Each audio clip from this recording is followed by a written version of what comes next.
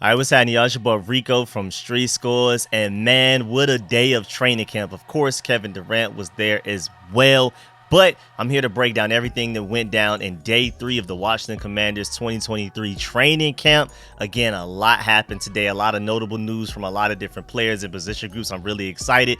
Of course, me being Rico of Street Scores, we're going to break down every single position group. We're going to do an injury update for everybody that's required. Again, we're as healthy as a team could be at this point in the NFL. Like, we are very lucky, so there's not much of an injury update except for the fact that Payne is back. And then, of course, with every position group, we start with the coaches, then we go quarterback, then we go running back, and we work our way all the way down to the DBs, going through literally every position group, the good and the bad, throughout what happened today in practice. And then, of course, we got to talk about the fact that Dyami Brown is balling out. He's putting together quite the training camp session already, just 3 days in. And is it time for a Brian Robinson breakout season? Cameron Curl has some great plays today. We're going to dive into all of that and more, but before we do, make sure you stiff arm that like button, stiff arm the subscription button, and stiff arm the bell next to that subscription button so you get notification each and every time I release an informative and opinionated video just like this one. Make sure you stay tuned for all of the daily updates, everything Washington Commanders, giving y'all the clips from practice, giving y'all a breakdown of everything that happens in practice, like this video right here. Also updating y'all on any Commanders news on and off the field. I have so many videos I need to work on. It's to the point where I'm uploading like 3-4 videos a day. It's chaos. Stay tuned for the rookie film sessions and all of that once we have some dip period, and just much more, man. Make sure y'all stay tuned. Without further ado, let's get it. You tell your family you can be a commander.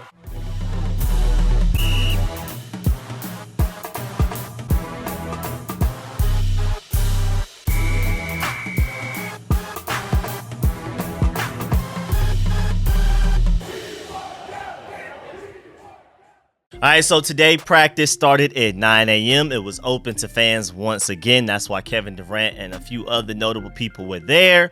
The temperature started in the low 80s, but they ended up in the high 80s, and it felt like low 90s to a lot of people. It was pretty bad out there. Everybody that I heard that was there would say that it was terrible with how humid it was. People were saying it literally felt like it was almost like 100 degrees. And it's also happened to be the longest practice so far, with it being 2 hours and 8 minutes. Longest practice so far out of the first 3 days of training camp.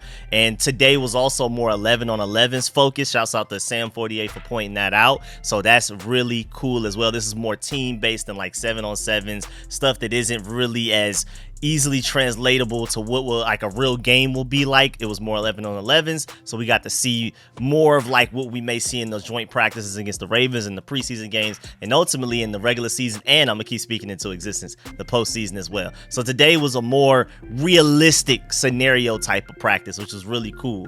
The heat was killing people though, man. And then when Terry McLaurin came out, just to let you know, I don't know if y'all care about this type of stuff, but he's the one that received the biggest applause and ovation coming out of any other player or coach that came out today, according to Scott Abraham though. And then also, of course, like I said, KD was out there, and even Adam Schefter tweeted about it. It was like a whole thing on the internet everywhere. And then of course you got David Aldridge out there. I mean, you have a few special people out there. The Commanders fan base is back and fully thriving and extremely deep out there. I mean, it's just always full to capacity. I absolutely love it. Now, there was a moment, again, like I talked about, it was really hot today in Virginia. Really everywhere is just hot right now. But a fan in the bleachers had a medical incident, possibly related to the heat, more than likely related to the heat. And Commanders assistant athletic trainer Mark McCracken rushed over to help, and paramedics were tending to the fan. And then the fan ended up being okay. He walked down the bleachers on his own power and all of that. So, man, shouts out to him. Thank goodness for that. Make sure y'all are hydrated and everything when y'all are going to these practices, because again, it is hot. We are in late July, early August. Boy, that sun is at its peak. It's in its glory days right now. So be safe out there. And then going into injuries before we start to dive into all of the position groups, starting with the coaching staff, some of the most notable things that the coaches had going on. Payne did return. He had his minor toe injury that he was dealing with the past couple of days, and now he's back the third day. And like I said in the previous videos, it was nothing to worry about. It was a very minor toe injury. If he had to play a game 2 days ago he would have played. If he had to play a game today, he would have played. It was just like more of a precautionary thing. What's the point of risking our future all-pro potentially defensive tackle getting hurt like that? Our 4-year, $90 million guy getting hurt in something as frivolous as a minor toe injury that he could have just sat out of in non-contact, non-pad practices. I mean, it's like slight contact, but nothing really serious. They're not tackling or anything like that. And then also, Payne addressed his toe injury after the practice in his press conference, and he said that his toe was a little sore and he really just wanted to take a couple of days to rest it. So it doesn't even sound like it was necessarily a thing like the Commanders coach just told him to sit down. He came to them and was like, it's feeling a little sore. I kind of want to let it rest a little bit. I don't want to risk anything. And then the Commanders trusted him and was like, cool, do your thing. Jack DeVille, Ron Rivera heard his plea and was like, yeah, do your thing, man. We trust you. And ultimately it looks like it worked out because he went through a full day of practice today as if there were no injury ever at any point. So it looks like he's 100% ready to go, not worried about nothing. Then moving on to the coaching staff, a lot of this is going to be Eric Bieniemy, man. He was not playing, and once again, another day where the first team offense makes a mistake, that a botch play, and he gets all of them off of the field. Like, it's time to go. You got to get, if you're not out there performing, we'll find somebody else that will. And if that means bringing out the second stringers, then that's what we're going to do. He expects perfection. I absolutely love that, man. It's not a expect greatness. It's not a expect improvement. It is expecting perfection, which greatness and improvement comes with that. And I absolutely love that. Also, Eric Bieniemy at a certain point got on Curtis Samuel's head for not accelerating up the field after a short catch. He said, quote, get up and go. So it was something similar to the reason why he yelled at Terry McLaurin a couple of days ago. Eric Bieniemy's not playing, man. He does not care if you're one of the faces of the franchise, if you're like one of the stars of the team, one of the best players on the team. He doesn't care about any of that at all. He's coming here to coach everybody really tough, and I absolutely love that. Again, he expects perfection from everybody, even some of the best players. Everybody's starting on an even slate. Eric Bieniemy wasn't here last year when Terry McLaurin was killing it, when Curtis Samuel was out here making plays. So why would he come in and just put them on a pedestal higher than everybody else? I love the fact that Eric Bieniemy coming in with that type of coaching. Also, not even just mentally, but scheme-wise, Eric Bieniemy's impact is already showing, because when we're doing screens, they look like they're working right now. Now, granted, there's no pads, no real contact, but they had a screen to Curtis Samuel. Curtis Hodges got out in front to block a DB, and it was a very well executed screen, and that was not something we could say happened very often under Scott Turner. Very well executed screens. And then also another way that he's impacting the players and how they work together and the scheme and all of that type of stuff. It seems like the receivers and Sam Howell are basically on the same exact pages when it comes to scramble drills. Whenever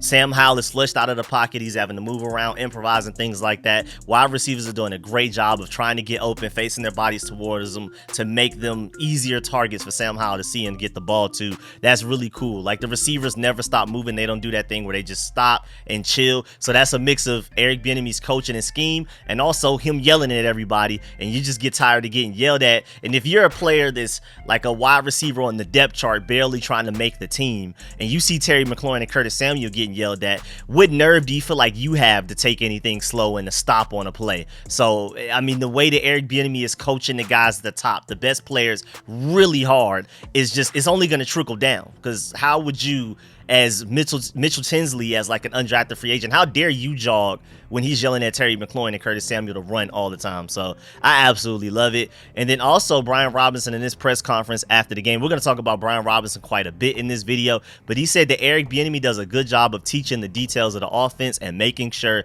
that everyone knows their assignment. So Eric Bieniemy is also very detail-oriented, and everybody knows all of the little things that make a big difference. There are small processes, they're small details, but they come up with big results, and I absolutely love that from him. Now, moving on, going straight to the quarterbacks, we're going to talk quite a bit about Sam Howell, but we'll mention Jacoby Brissett and Jake Fromm briefly, because both of those guys had better days today than they definitely had in the first day, where, I mean, Jacoby Brissett's interception, you can argue, was the receiver's fault on the first day, and then Jake Fromm had a few interceptions that were pretty much all his fault the first day, and then they had a pretty good day today on day 3. But starting with Sam Howell, of course, man, just balling like typically, man. My boy Colin Dunphy on Twitter, man, and that's another great follow. If you don't follow him, make sure you do. You can find him on MofoPod on Twitter at MoFoPod, man. He said Sam Howell's camp thoughts. Number 1, to confirm Pryor's strong arm, quick release. We all knew that coming into training camp. Point number 2, evaluate improvements. Whereas he's improved so far, he's more accurate, he's more on time, his footwork is better, and he has smooth progressions now. He's going through his progressions, reading the field. So that's where he's improved since we drafted him. And then number 3, where are there areas where he can continue to improve to take him to the next level? Manipulate coverages, off-platform creativity, and scramble decisions. We've seen a little bit of that so far in this training camp, but that's an area where he can grow. Those are areas of opportunity. And if he improves in those areas, he could be one of those elite quarterbacks. Honestly, like no joking. So again, shouts out to my boy Colin Dunphy at MofoPod for that beautiful breakdown of what we've seen from Sam Howell so far the first 3 days of training camp. Now let's dive into individual plays, man. He was balling out for the most part, but very early in the beginning, he threw his first interception of the training camp. It's only been 3 days, so to say his first interception of training camp, when you say it like that, without any detail, without any context, it sounds like, oh man, he's just been balling, not throwing any interceptions. But we're only day 3. He threw his first interception, and that's still pretty impressive because Jacoby Brissett, Jake Fromm already been throwing interceptions. But it was Cameron Curl who made the play. And from what I'm hearing, it didn't even sound like it was just a terrible throw. It was just a great play by Cameron Curl. Cameron Curl is just a different type of guy. But what I love about Sam Howell, and like I talked about in my previous breakdown from the day 2 analysis yesterday, is that I do want to see Sam Howell struggle a little bit because I want to see how he recovers, how he reacts to a struggle.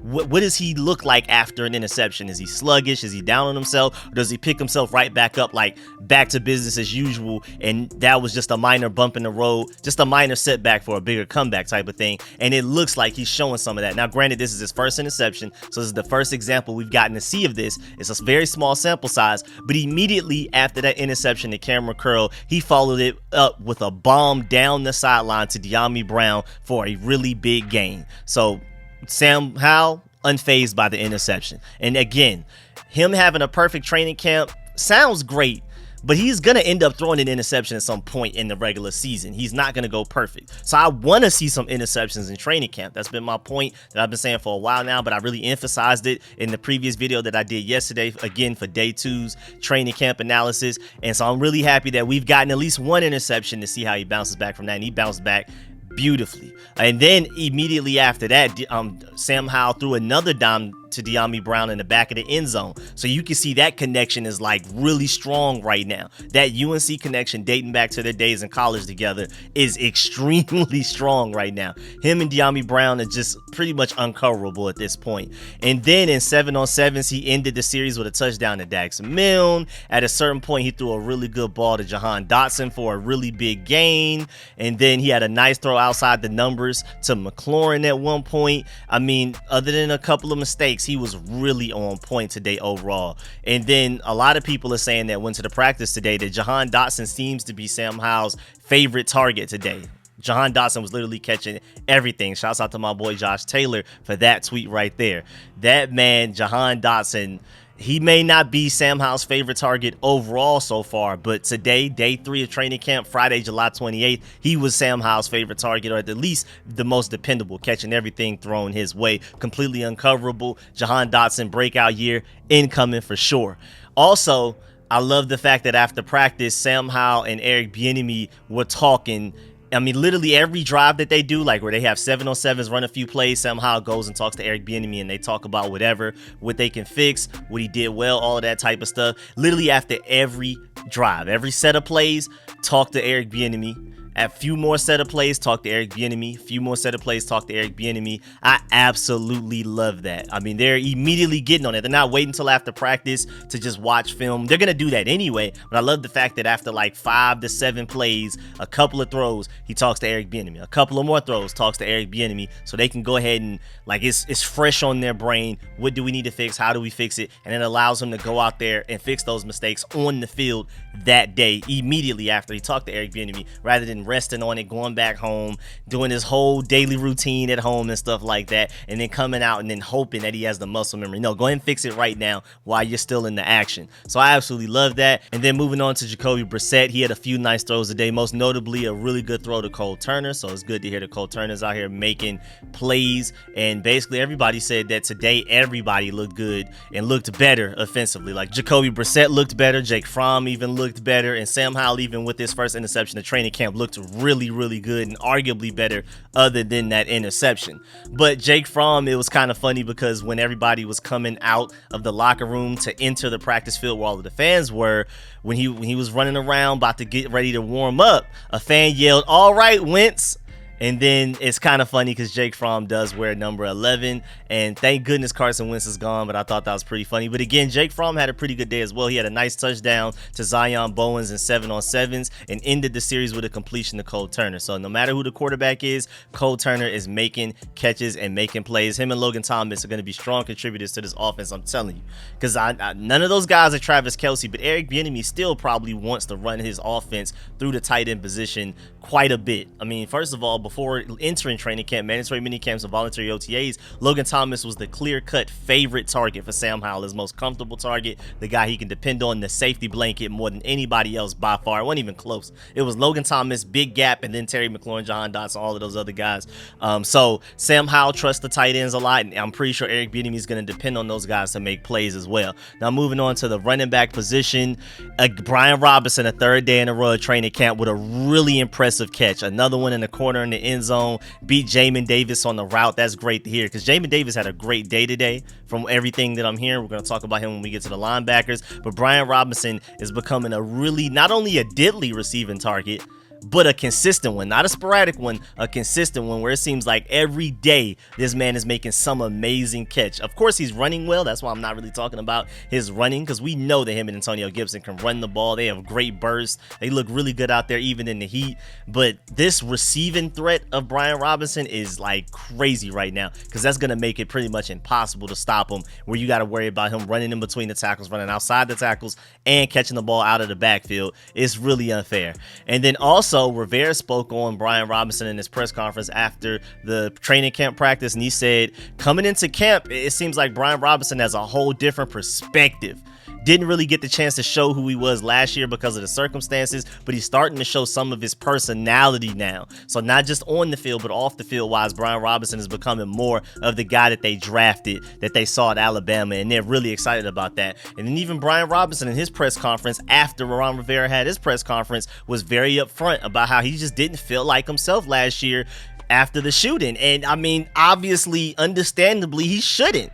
His knee and his hip were troubling him once he returned. So that's why as the season went on, he started to look a little bit more explosive. But even by the last game of the season in the Cowboys game, he still never really reached that explosion that I remember him having at Alabama. It sounds like he's found that once again so far in training camp. So expect a better Brian Robinson this upcoming season than we ever saw last year. He even said that people should be expecting a lot more production from him and that he's a night and day better than what he was last year. So I'm really excited about Brian Robinson's potential. Y'all already know I'm a big Antonio Gibson fan, and I'm really excited about Brian Robinson as well because I think all of these guys are going to ball out. Then moving on to the receivers, man, Dyami Brown had himself a day. You could argue he had one of the best days, or at least one of the most exciting days. Again, Jahan Dotson was catching everything thrown towards him, but Dyami Brown was out here making crazy contested catches, out here making deep bomb catches. He had one really good contested catch over Kendall Fuller for a really big gain at one point. And then again, one of those times that Sam Howell threw a perfect dime in the back of the end zone. Dyami Brown was the recipient of that. So again, the connection between Dyami Brown and Sam Howell is real. Dyami Brown is, I think it's easily safe to say that he's a lock to make this team. I know it's only 3 days in the training camp, but this guy's literally like just out here not playing with nobody. This receiving group should be one of the best in the NFL. If Dyami Brown is as good as he sounds like he's going to be, and he's our 4th best receiver, this receiver group is unfair. And then even on top of that, Dax Milne, his roots has just been going crazy, making plays consistent. He's Mr. Consistent right now out of the slot. And then also Casimir Allen, a guy that we're hoping is competing with Dax Milne for that starting punt return spot, is making plays on offense. He had like a nice run after the catch at one point where he made the first defender miss and then sprinted through the middle of the defense for a really nice gain. So he's showing some of that athleticism. Remember, he was pretty hurt when he tested for like the combine, like he did his pro day and stuff like that, like his 40-yard dash and all that type of stuff. He's way faster, way more athletic and agile and explosive than his testing shows. And I'm glad that he's finally recovered from the hamstring injury he was dealing with in mandatory mini camps and showing what he can do in training camp right now, because he can be a huge contribution and a huge piece of competition in this really deep wide receiver room. Again, just to go back, Dyami Brown, Terry McLaurin, Jahan Dotson, Curtis Samuel. That's 4 receivers right there. We're only keeping 5, I think at most 6. So we have 2 spots left. You have Marcus Kemp, who's a strong special teams contributor, arguably the best blocking wide receiver we have on this roster. Again, go look at the Super Bowl. Look at those kick returns and punt returns from the Chiefs against the Eagles, man. He had like 3 blocks in one of them plays that allowed Kadarius Toney to have a huge return against the Eagles and pretty much win that game for him. I mean, you can honestly say he's one of the MVPs of that game as far as a special teamer. Then you have Byron Pringle, who we brought in, is really explosive, and he's out here making plays left and right, even against like the first stringers and things like that. And then you have all of these other talented guys. You have Bryson Tremaine, who's really tall, and that same thing with Marcus Kemp. He's pretty much like a Cam Sims replacement almost. And it's just like this receiver room is so deep. If you're gonna make the team, you got to be able to contribute both in special teams and as a receiver, because we have multiple guys that can do both as well. Trying to get one, it's only 1 or 2 spots left for 9 other guys right now. Outside of the main 4 that we have another 9 to make it 13 total receivers right now. It is chaos. But Kazmir Allen, I'm a big fan of his, and you know if B. Mitch loves him. He's like Brian Mitchell's camp crush right now. And B. Mitch is one of the best returners in NFL history. And if he sees something in Kazmir Allen, then maybe the rest of the Commanders do as well. And again, the fact that Kazmir Allen is making plays on offense, not even just special teams, is going to be huge for his chances of winning that job and making this roster. I don't think we keep Dax Milne and Kazmir Allen. I think it's one or the other, because I think Marcus Kemp is actually quite likely going to end up with that 5th spot. And then if we keep 6, I think it's honestly, as of right now, the main battle is between Byron Pringle, Dax Milne, and Kazmir Allen. And whoever wins that is more than likely going to be the returner. And I don't see Byron Pringle returning, so we'll see how that goes. It's a really interesting situation. Moving on to tight end. I mean, again, like I said earlier when we were talking about Sam Howell, they're just being really good safety blankets for him. When in doubt, I'm open. Just give me the ball if nothing else is working. And it's been really consistent. I think these tight ends are going to be just completely uncoverable. And I think it's a mix of they're just really good, and also they're healthy this year finally. Cole Turner was struggling to get healthy last year. Logan Thomas was still recovering from a drastic injury. This is the first time that Logan Thomas and Cole Turner have been fully healthy in like a year, really. And then also I feel like it's a mix of just Eric Bieniemy being a great offensive genius, where he's getting these guys open and designing them open and things like that. I'm really excited. And then also offensive line wise, shouts out to Eric Bieniemy again for bringing Andrew Wiley over here. I'm pretty sure he had a strong influence on that, because there was a toss play to Antonio Gibson. Andrew Wiley did a great job of getting out in front to make some blocks for it. So these offensive linemen are moving, man. They're moving really well out in space. I absolutely love it. And speaking of moving really well, in Deron Payne's press conference, he gave Samuel Cosmi a huge compliment. He's basically talking about how him moving from tackle to guard, it makes a lot of sense, and he's probably an even better guard than he was a tackle. And I've been saying Samuel Cosmi has all-pro guard potential. We got to see if he reaches it. And so far, it sounds like he's on the right path, because Payne said that Cosmi's quickness and agility at guard makes it hard for Payne to do the things that he typically likes to do in the interior. He's typically allowed to do certain things against guards on other teams, and even previous guards that played for us, like Trey Turner and Andrew Norwell, that he's not able to get away with against Samuel Cosmi. And that's a huge compliment. I feel like that's just an iron sharpening iron thing. Again, Deron Payne is a 4-year, $90 million man for a reason, so that's going to make Samuel Cosmi better at guard, especially with him transitioning from tackle to guard full time for the first time in his NFL career, short NFL career, but still. And then at the same time, Samuel Cosmi, with his freakish athleticism, one of the most athletic offensive linemen to enter the NFL draft in like 20-30 years, just based on the testing results that he had at the combine. He's gonna make Deron Payne better, because again, he's used to just, I wouldn't say Deron Payne's been lazy, but he's just had go-to moves that typically work most of the time against the majority of the guards in the NFL. But now with Samuel Cosmi's unique skill set and athleticism, Deron Payne has to think of something else, has to come up with another move for it to get around Samuel Cosmi, and I love that. That is iron sharpening iron at its finest. I feel like some other great examples are Terry McLaurin in the receiving group versus Emmanuel Forbes in that DB group. They're making each other better as well, so I'm really excited about that.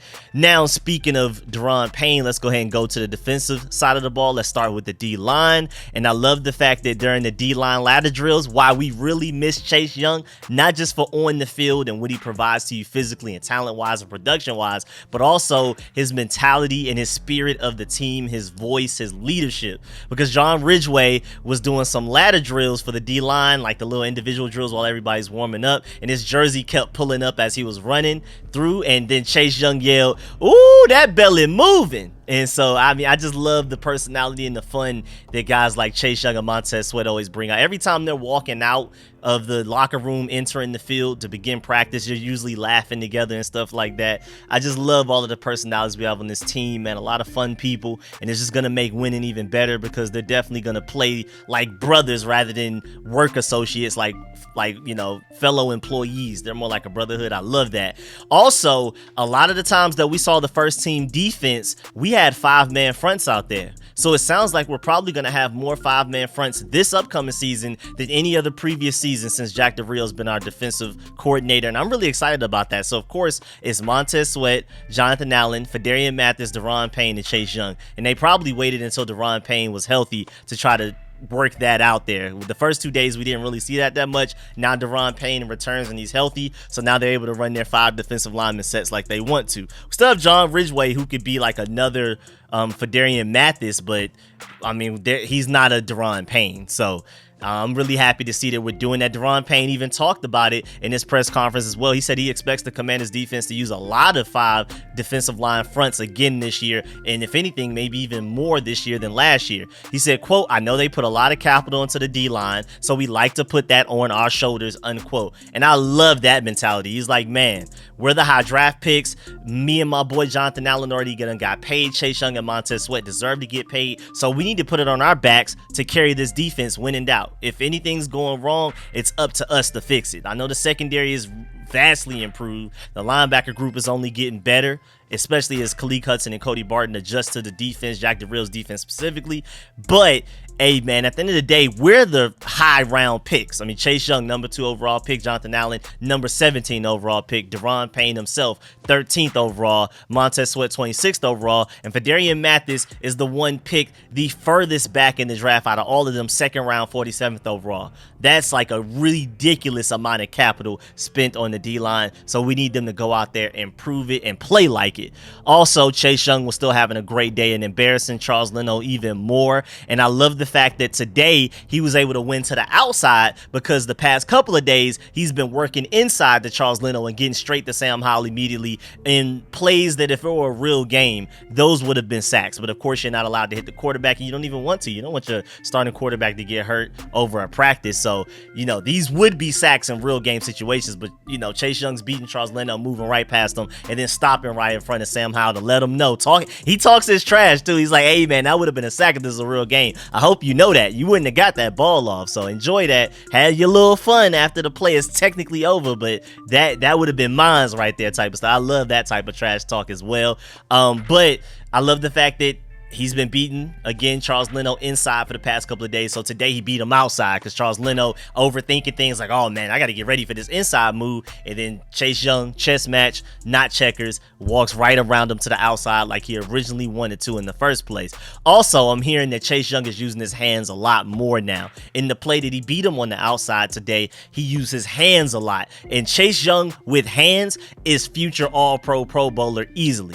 Like, if we're talking athleticism, he's arguably one of the most athletic players in the entire NFL. Edge rusher wise, he's one of the most athletic edge rushers easily. Like top 5, like freak athletes. If he can get the mechanics down, the nuance, the counters, the hands, all of that type of stuff, it's really going to be over with for the rest of the league, man. It's going to be crazy.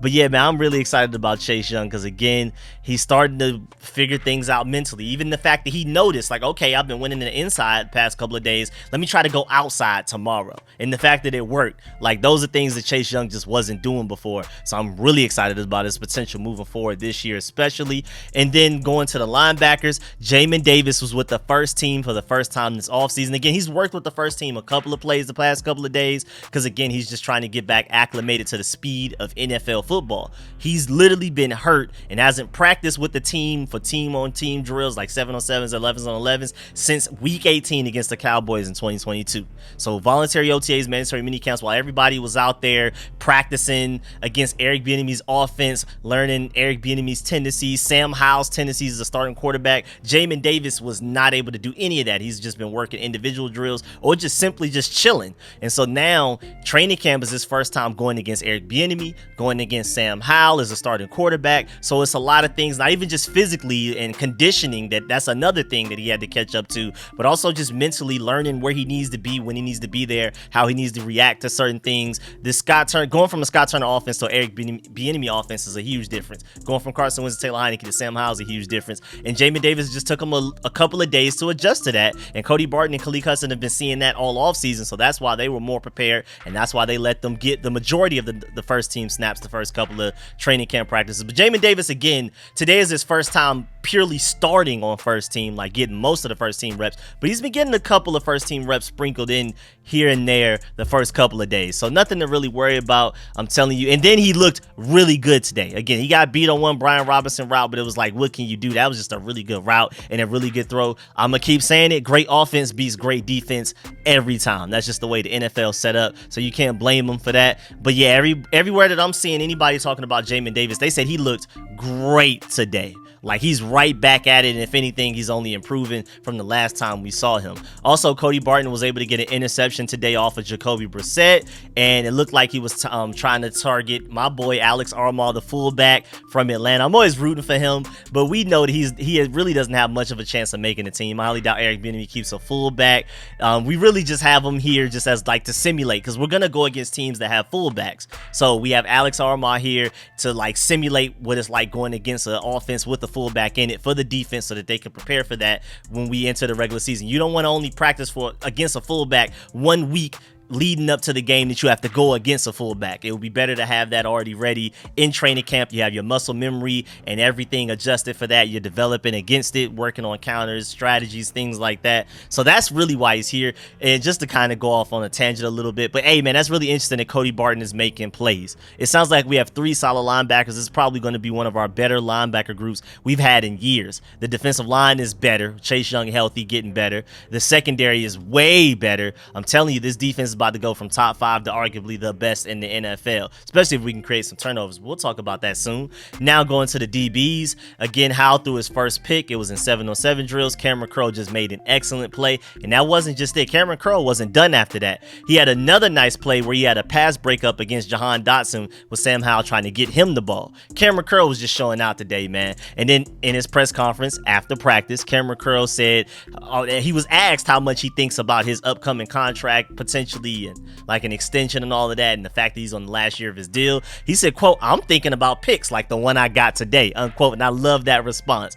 We're not here to talk contract. We're here to talk about how I'm balling out right now. And I'm telling you, Commanders, I've been saying it for weeks. I've been saying it for months. You may want to go ahead and get ahead of this Cameron Crowe situation and pay him this offseason before, because I really feel like he's about to ball out and become a household name this upcoming season. And then if anything, the price is only going to go up vastly higher than what it is currently right now. What he's willing to accept right now, he's not going to be willing to accept in 2024 at all, especially after a few more safeties get paid and then the market just goes up. If anything, you better pay him now. And he's already balling out already. And I mean, Ron Rivera already said he's going to play more strong safety this season, so he's going to be in coverage more and playing against the run less, so that if anything, that's just going to keep him healthier, and it's going to give him more chances and opportunities in coverage to get interceptions. And when it comes to those contract negotiations, they point at interceptions. I mean, I know Cameron Crowe has been a great player for us, but him being like a Buffalo nickel roll and stuff like that, that doesn't really help his contract negotiations, because you can pull up tackles and stuff, but at the end of the day, them contract negotiations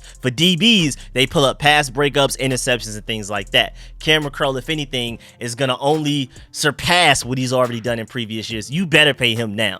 Also, Cameron Crowe addressed the media. He said the expectations for the defense is to create turnovers, to be a top 5 defense again, and giving the offense more opportunities to score. And again, we were a top 5 defense last year with barely any turnovers. We were like one of the worst teams as far as creating turnovers for a defense, which is just like a miracle. That doesn't happen. A top 5 defense that's bottom 5 in turnovers, that's like unheard of. That's so hard to do. And if we can start creating turnovers, this defense should literally skyrocket to the best in the NFL. I don't see why it wouldn't. Also, Cameron Crowe said another thing in his press conference that I feel like is noteworthy to talk about. He said he wants to to avoid slow starts this year. Wants the defense to put it in the back of their heads that everyone needs to be full go from the first play. And please, I completely agree. Can we get that message across to everybody? Not just the defense, not just the DBs, everybody. Can we please start out at least a normal pace compared to the rest of the NFL? Just relatively. We always seem to start slow in comparison to other teams in the NFL where they just seem like they're always just already clicking on all cylinders the first game of the season. Can we be one of those teams, please? Please. Also, some special teams news, really interesting. Joey Slye and Michael Badgley had like a little bit of a kicking competition today, and they both went 5 of 5 on field goals. So, hey man, just keep y'all updated and see who's gonna end up winning that, because it sounds like it's a dead even competition. I know Joey Slye was our starting kicker next year, and we just brought in Michael Badgley like a week ago, but it sounds like they're starting on an even playing field right now, and whoever wins it, it's an honest, even kicking competition right now, and the winner's gonna end up winning the job. Plain and simple. Joey Slye does not have much of an advantage over Michael Badgley, if he has one at all. If he has any advantage, it's very minimal. Michael Badgley can easily win this job if he outperforms Joey Slye, and the Commanders will not even look back. Also, Ron Rivera at the mic in his press conference said that it was cool to know that Kevin Durant was at practice today, and he knows that Kevin Durant grew up in the DMV and is a huge fan of the team, and it's just great to have all of the excitement around practice. It's literally a movie out there right now. It was Josh Harris the first couple of days, then it was Kevin Durant today. Who knows who's gonna pull up tomorrow? So hey man, if you haven't been going to the practices and you're trying to, make sure you can. I'm not sure if the tickets are sold out or whatever, how that's working, but hey man, the Commanders fan base is alive and well. We are back full throttle deep. We're finally gonna have some home field advantage at games for the first time in years. That's crazy. Also, Mayor Bowser of DC talked to the Commanders and talked on Junks Radio. He said, I am on record as saying there's only one place in the DC region for the team, and that's at their winning home at RFK. So he's fighting hard to get the Commanders to go back to RFK, and Josh Harris and those guys are also doing it as well. New ownership, Josh Harris, Mitchell Reyes, and Mark Ine visited City Hall back on Wednesday just to see what's going on as far as RFK progress. So right now there's a battle for the Commanders. Again, we went from barely anybody wanting us to now Maryland, DC, and Virginia fighting over us for us to put our new stadium in one of those places. And so that's really interesting how everything just reversed. As soon as Dan Snyder sold the team to Josh Harris, DC wants us in DC, Virginia wants us in Virginia. It's really fun. And Josh Harris seems like if he doesn't even prefer RFK, he's at the very least doing his due diligence and is giving RFK a fair chance. We'll see how that goes. We won't know anything major anytime soon. I mean, I've already done a whole breakdown of everything we need to know about like the over $200 million worth of improvements he's budgeting and spending on FedEx Field to be improved, how he plans on having a 20 dome stadium by like 2028 and stuff like that. I already did a video breakdown of that. If you want more details on that and like the visuals and all of that, make sure you go check out that video. But moving on, Nigga Javala finally gave an update about what I was questioning yesterday and I wasn't very sure about. After 3 seasons leading the Commanders content and media team, former SVP Julie Donaldson will transition to a new role this season. She will stay on game day broadcasts and do regular appearances at team and community events, but not do its web/TV shows. So that's really interesting. So she's still there, but it's just a different role, different responsibilities. Also, Payne said it meant a lot to have his high school jersey retired. So recently his high school jersey was retired, and that's really cool. Knows that the community appreciates him so much and that he feels the love, and he always goes back and gives back. So that's great. Also, if you care about these type of things, Terry McLaurin was the last to leave practice once again, just signing every little thing he could for fans, just out there for so many more minutes longer than he needs to be. So shouts out to Terry McLaurin for that. Big salute for that one, of course, as always. And then also, even Eric Bieniemy was out there pretty long afterwards and signing stuff. I don't want to say Scott Turner never did that, but I don't remember Scott Turner doing that. I'm not trying to kick Scott Turner while he's down, but it's just a great transition from Scott Turner to Eric Bieniemy because he's even out here signing stuff with the fans after practice. Also, extremely random news, but the Detroit Lions are signing wide receiver Trey Quinn. He most recently played for the USFL Panthers.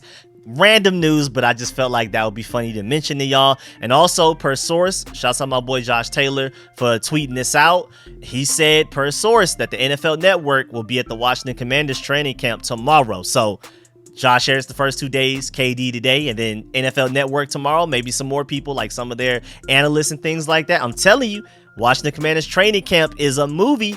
we should have been on Hard Knocks. It's between us and the Jets having some of the most interesting star-studded training camps right now. So it's really cool that we're one of the more positive attractions in the NFL right now, because we're typically one of the teams that gets most talked about, but it's usually for something negative. Now it's something positive and fun and lighthearted, so I'm really happy. But yeah, man, that's the end of this video.